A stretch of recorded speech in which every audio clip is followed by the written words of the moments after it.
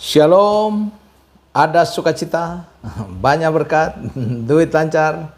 Tuhan Yesus memberkati. Saya Pendeta Richard Serinta selalu hadir untuk memberikan kekuatan kepada semua saudara sahabat Richard Serinta dimanapun saudara berada.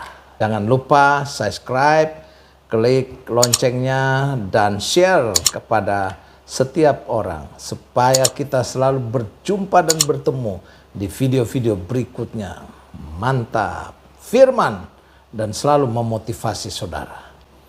Baik saudara, hari ini saya mau bicara tentang kesia-siaan hidup tanpa Tuhan. Saya banyak melihat ada orang-orang yang punya kemewahan, punya keluarga, istri, anak, suami, tapi mereka tidak selalu memiliki kebahagiaan. Dan kebahagiaan itu sesuatu yang harus mereka perjuangkan. Kitab Pengkhotbah dari Pengkhotbah 1 ayat 1 sampai 18 mengatakan bahwa kitab Pengkhotbah ditulis oleh Raja Salomo pada puncak kejayaannya. Dalam Alkitab berbahasa Ibrani, Pengkhotbah disebut sebagai Gohelet. Ya, dalam tradisi Yahudi, kitab ini termasuk kategori bergenre sastra hikmat. Di dalam masa kejayaannya, Salomo berkata, "Di bawah matahari semua sia-sia." Saya baca ayat ini, saya merasa ada sesuatu kebenaran yang harus kita ambil. Banyak orang terlalu bangga dengan kekayaan, terlalu bangga dengan kemewahannya, terlalu bangga dengan istrinya yang cantik, terlalu bangga dengan suaminya yang ganteng, terlalu bangga dengan hidupnya. Mereka lupa bahwa yang kaya, yang paling kaya dalam puncak kejayaannya, Salomo berkata, "Di bawah matahari semua sia-sia." Apa yang sia-sia? Kalau kita baca dari Pengkhotbah pasal 1 ayat 1 sampai 18. Ayat 3 berkata bahwa jeripaya kita itu sia-sia. Kok jeripaya sia-sia? Kata jeripaya itu berasal dari kata Ibrani amal, yaitu pekerjaan atau jerih lelah. Semua itu sia-sia belaka karena dilakukan tanpa menyertakan Tuhan. Itu. Saudara sekarang berjuang untuk mendapatkan sesuatu. Sia-sialah semua yang saudara perjuangkan tanpa Tuhan. Semua itu sia-sia karena dilakukan tanpa Tuhan. Ada banyak orang kerja keras siang malam, banting tulang-tulangnya dibanting-banting.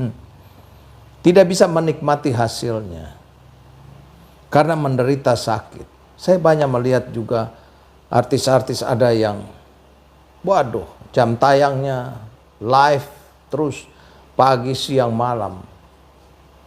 Ujung-ujungnya sakit, pakai berobat.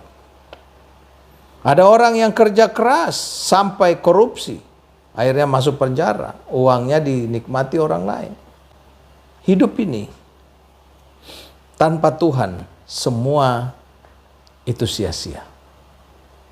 Yang kedua, dikatakan di sini di bawah matahari semua sia-sia. Yang kedua, ayat 17. Kesia-siaan hikmat manusia. Hikmat dalam bahasa Ibrani itu adalah kokma, kebijaksanaan, kecerdasan. Saya mencatat sini bahwa Pengkhotbah menyadari bahwa hikmat, kebijaksanaan, dan kecerdasan manusia ada batasnya. Ya, manusia, pengetahuan itu ada batasnya. Sepintar-pintarnya orang itu ada kekurangannya. Ya, tanpa Tuhan, kecerdasan manusia tidak bisa menyelesaikan masalah hidup manusia. Ingat saudara, dalam dunia ini ada banyak orang yang tidak mengerti apa-apa.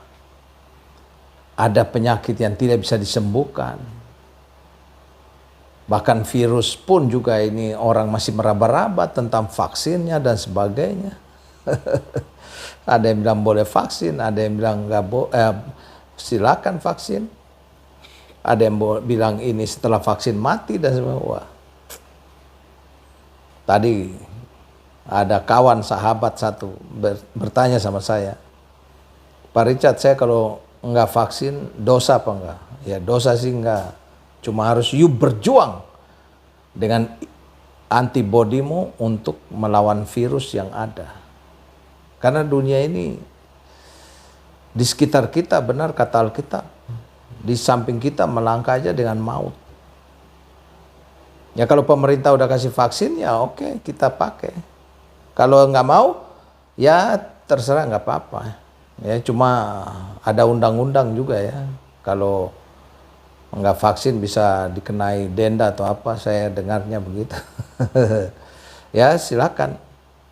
Ya, tapi harus berjuang dengan antibodi kita. Ya dikatakan di sini bahwa hikmat manusia ini akan membawa pada susah hati dan kesedihan, ayat 18. Kenapa saudara? Pengetahuan hikmat manusia itu terbatas. Ya, pacaran, hamil, ya, memakai hikmat atau pengetahuan manusia, aborsi. Ya, malah bukan menyelesaikan tapi menambah masalah. Difitnah orang, pakai hikmat manusia, fitnah balik.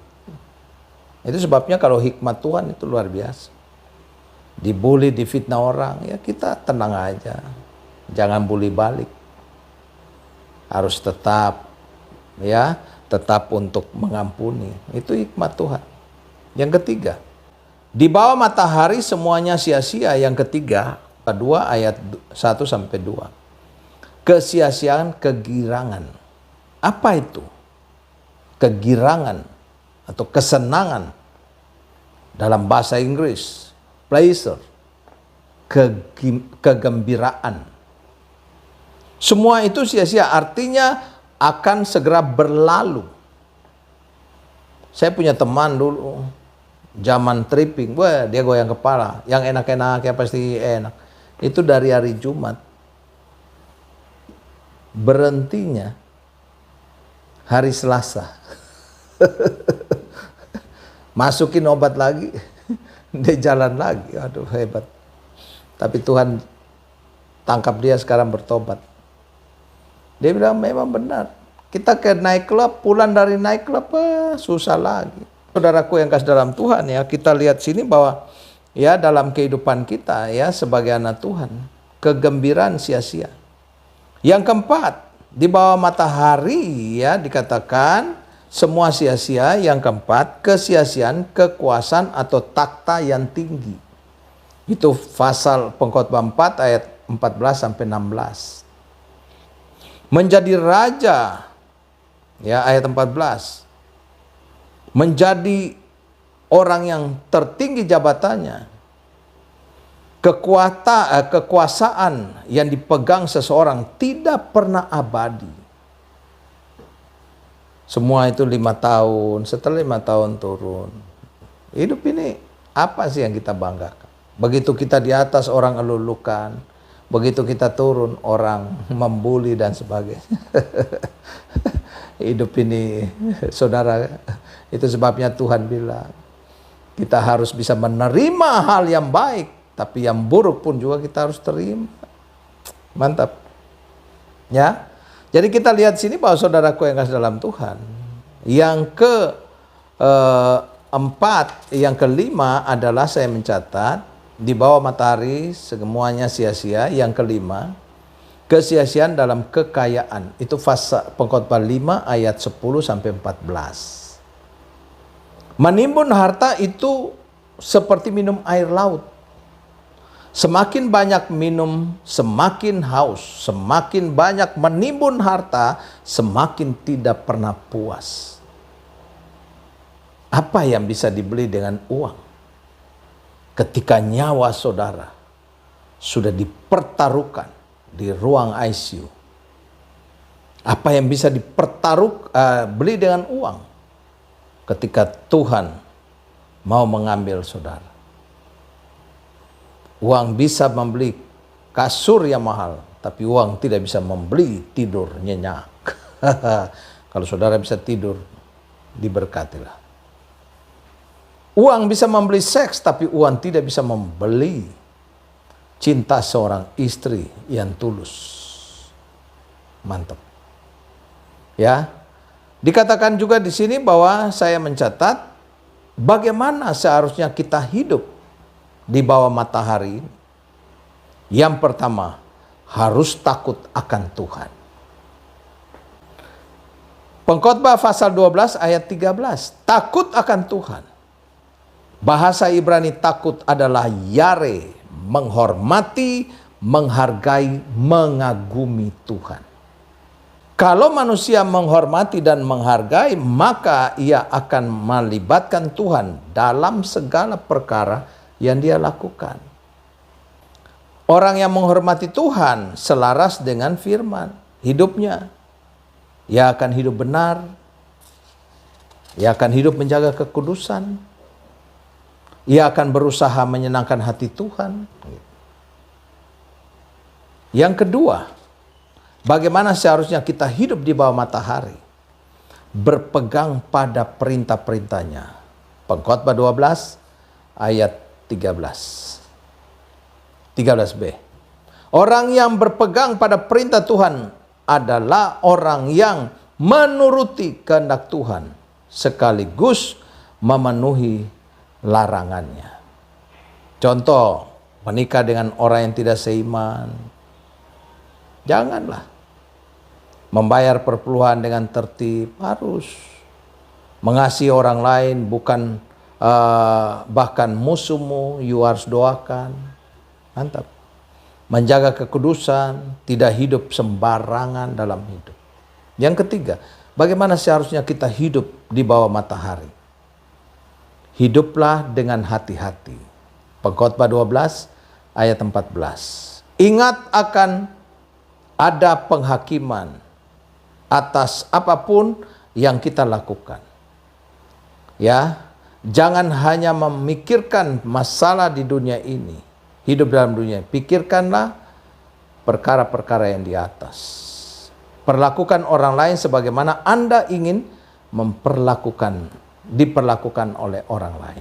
Matius 7 ayat 12. Marilah kita hidup di bawah matahari dengan bermakna, bahagia selalu. Sebagai kesimpulan, kehidupan yang tanpa Tuhan adalah kosong, hampa dan sia-sia. Ia seperti balon yang kelihatannya besar dan warna-warni dari luar, tetapi dalamnya kosong. Sebaliknya hidup dengan Tuhan itu seperti telur.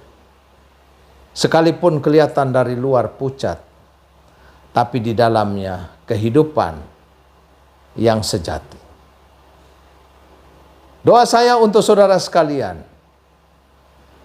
berjuang dengan Tuhan. Apa yang kita miliki membuat kita bahagia di bawah matahari. Amin.